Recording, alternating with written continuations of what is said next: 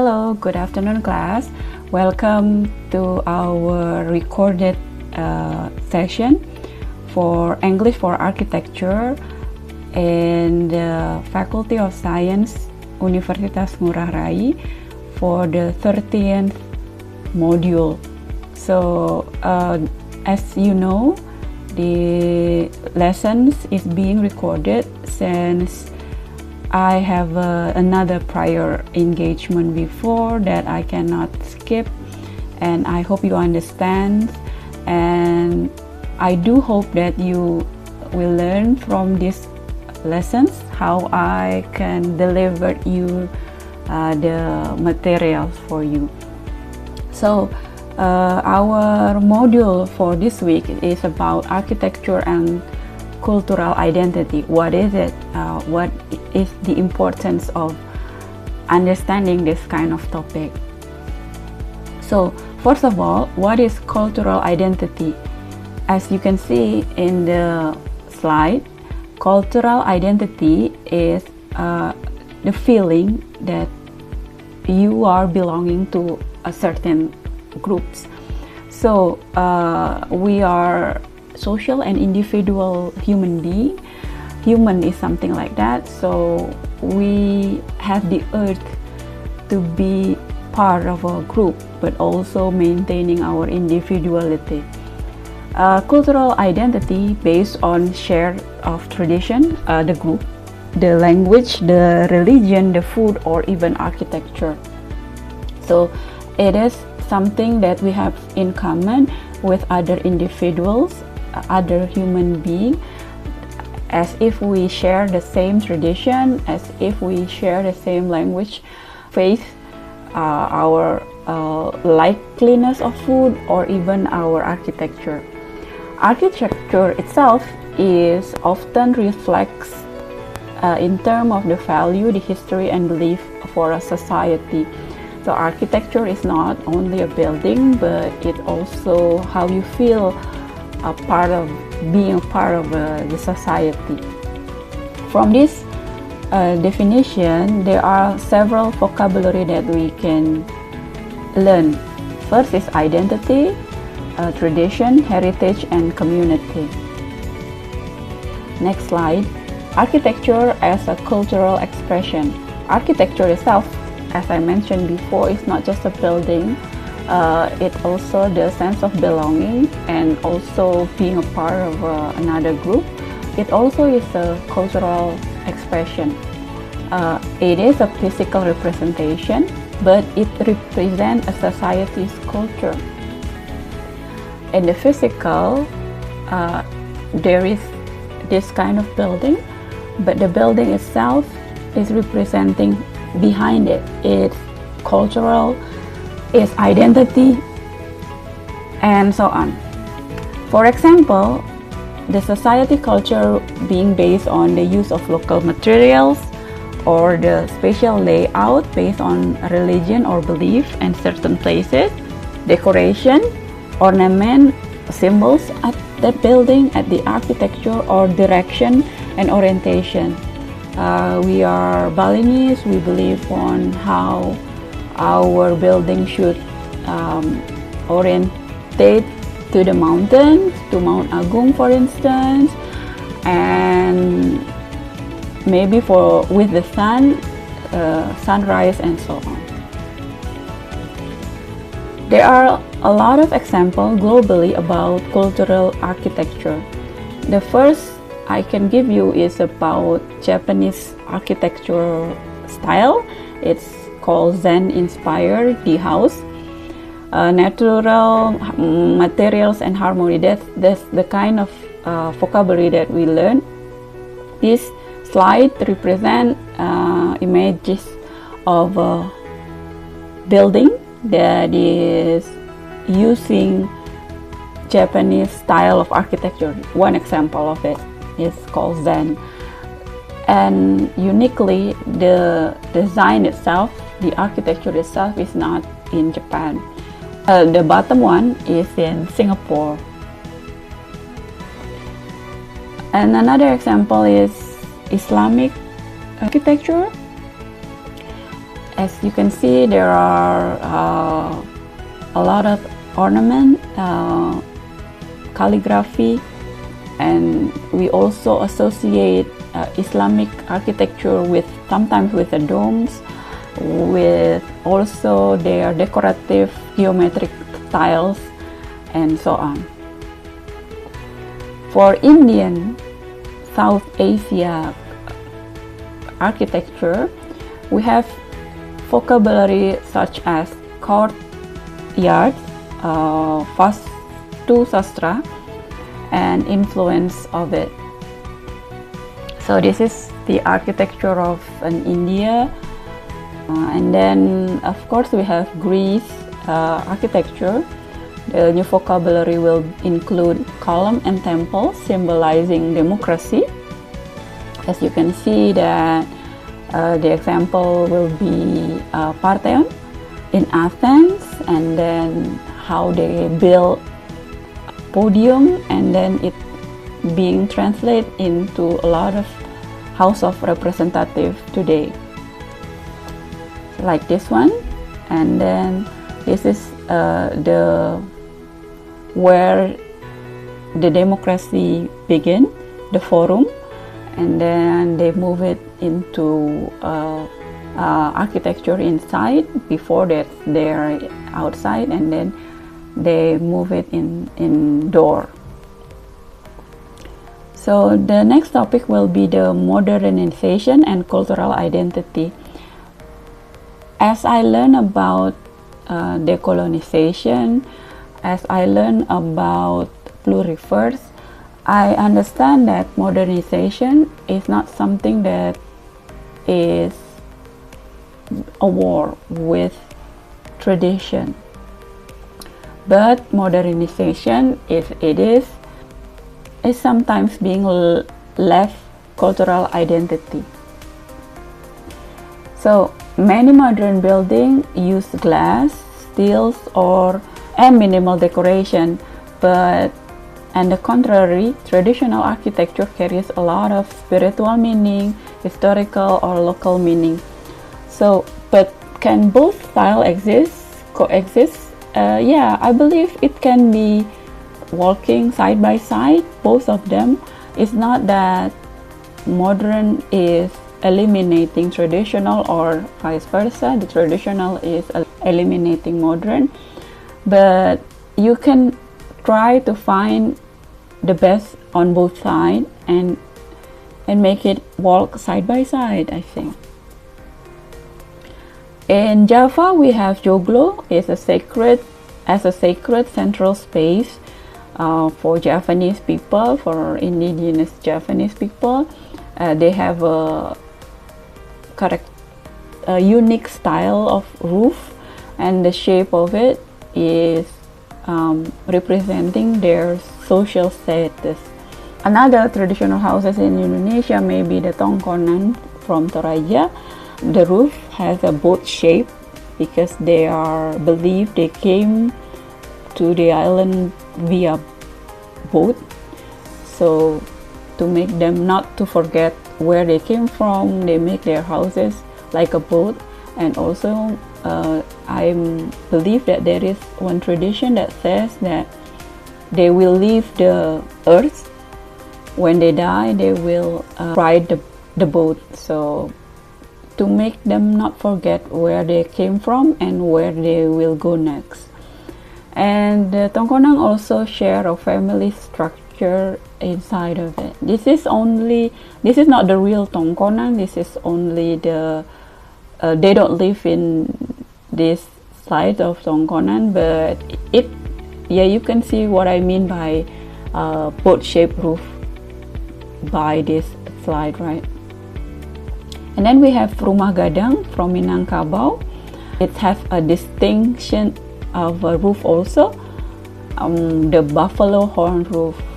The roof look like a buffalo horn because buffalo is one of the sacred animals there, and also the roof have a tilted so that the rain, they have a heavy rain there, so it cannot go inside the houses easily, the water of the rain. And then we move to another traditional houses in Indonesia. It is Lopo. From the east, Nusa. It has a circular shape of a plan, and then inside the house is a communal space also. So they like to invite a lot of people inside of their houses. All of this architecture is known as traditional because one, they use local materials, the materials that they can obtain from surrounding, and then they don't have to import it from other country, but they can get it from the nearby forest or nearby lake or something like that. They use local knowledge also. Local knowledge means that knowledge that is being evolved around the communities, and they also share a symbolic form. Why they make it circular, why they make it buffalo horn, and why they make it like a bow, like I mentioned before. What about Balinese architecture? As you may know, as you may learn up until now, we have a lot of philosophical principles in Balinese architecture, right? We have Trihita Karana is our university principles also. It is how we harmonize ourselves with the God, with the people, and the nature.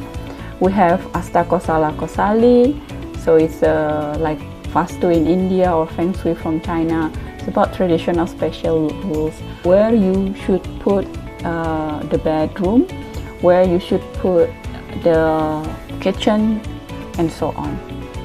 And then about the orientation, like I mentioned before, it should be toward Mount Agung as a sacred direction. So sacred direction in Balinese means Kaja, but we tend to make it Kaja as north, but as I learned, it's not that kind of things. Kaja in this term is not north. It just simply means the holiest. So it's toward the Mount Agung. And then the element, we have open courtyard, shrine, balai banjar. So architecture in Bali is not only functional but also spiritual, a lot of principle there, and so on. So it's kind of thick, but at the same time it feels very good to know a lot of things about this. And then we have another vocabulary on describing architecture. The kind of vocabulary that you can use may be sacred, orientation, vernacular, heritage, symbolic, and local materials. You can use the vocabulary on this structure represent buffalo horns, represent that the belief on Toraja's people that they came via boats and they will leave the earth with a boat, and so on. So, or the design reflect the value of this element, symbolize the building was oriented toward Mount Agung for it. This is another a practice you can describe a cultural building. Example is Joglo House. This from Central Java. It used layer roof to show social hierarchies. It made of thick wood and reflect Javanese value. So this is paragraph that you can use as an example how you describe cultural identities in cultural building. As example is Joglo. You describe the building is first, why it builds like that, and then the materials, and why also it used this kind of materials in the term of cultural. Or this kind of example about Tongkonan. Tongkonan house from South Sulawesi use boat-shaped roofs to represent the journey of life. It is made of wood and bamboo and reflects Torajan ancestral values. And again, if you want to describe architecture as a cultural identity, first, you in the paragraph show me about the physical of the building first. Describe the physical building first, and then why it's shaped like that. After that, you can add the materials and why it used this kind of materials. Another one is rumah gadang. Rumah gadang from West Sumatra use curved roof line like buffalo horn to symbolize strength and victory. It is made of palm fiber and wood and reflects matrilineal culture. And again, as you can describe traditional houses, you should describe it physically first and then the reason behind it. This is another example. Balinese temple from Bali use tiered roof and courtyard to follow the Trihita Karana philosophy. It is built from volcanic stone and represent harmony with nature and gods. This is another way how you describe Balinese architecture. In this example, it is a temple. So, Lopo House from East Nusa Tenggara uses circular plans to encourage community gathering. So that's why they make a circular plan. It is constructed with bamboo and grass and reflect communal living tradition. Another addition for our example will be rumah batang atau betang atau rumah panjang. Sometimes they call it like that.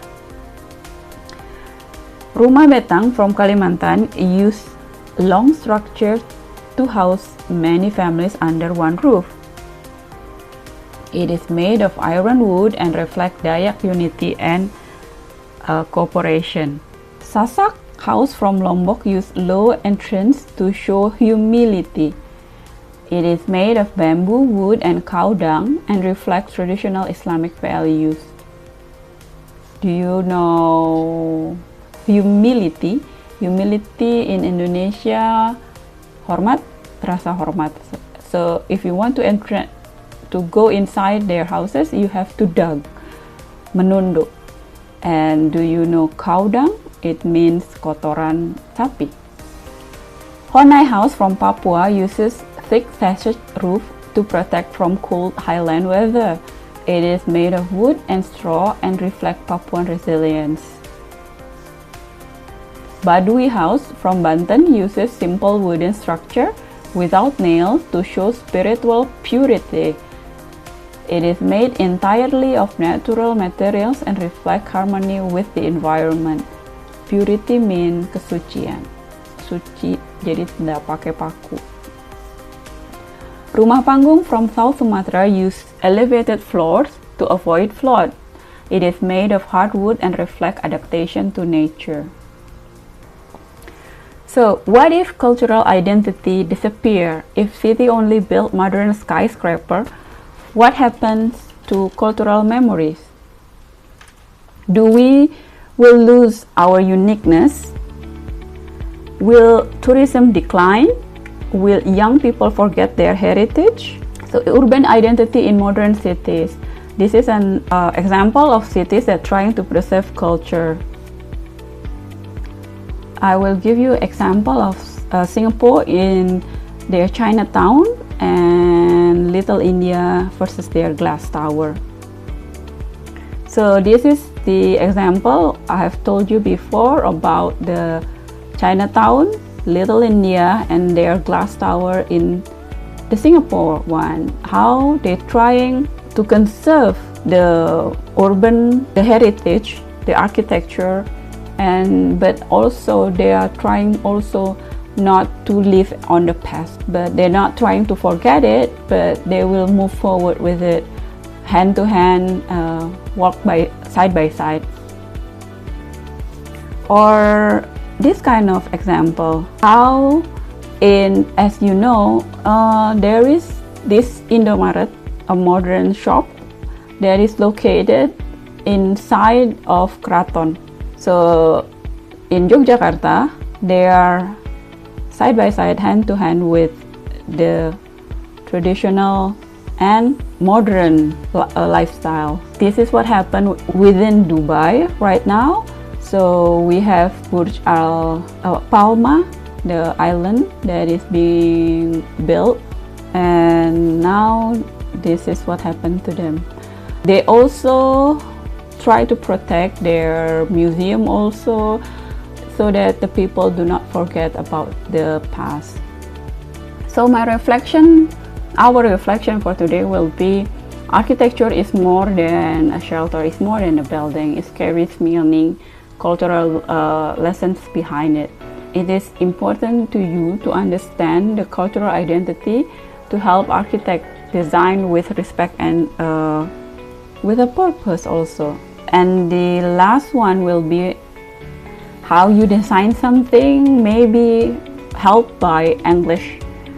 So if you can communicate your design globally with a good English, with a standard English, or even a very good English, maybe your design will rapidly can be built easily. Thank you. If you have questions, you can ask me via WhatsApp group, and then I will see you in the next video for the 4th of module. Bye.